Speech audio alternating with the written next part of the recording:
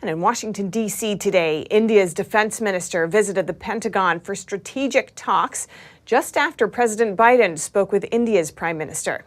India has held a neutral stance on the Russian invasion and is still importing Russian oil. The Biden administration is working to deepen its relations with India to build a stronger opposition against both Russia and China. But how is India reacting?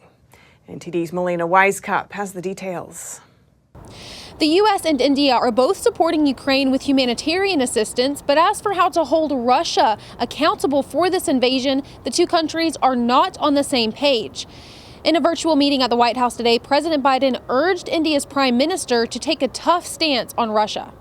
The United States and India are going to continue our close consultation on how to manage the destabilizing effects of this Russian war. India is still importing Russian oil and abstained from voting to remove Russia from the UN Human Rights Council. The countries called for independent investigations into the killings in Ukraine. I spoke several times on the phone to the presidents of both Ukraine and Russia.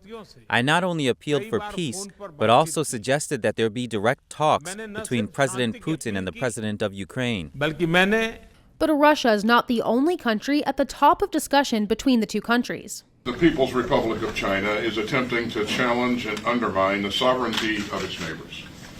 Beijing is eroding the security of the Indo-Pacific region, from its construction of dual-use infrastructure along your border to its unlawful claims in the South China Sea.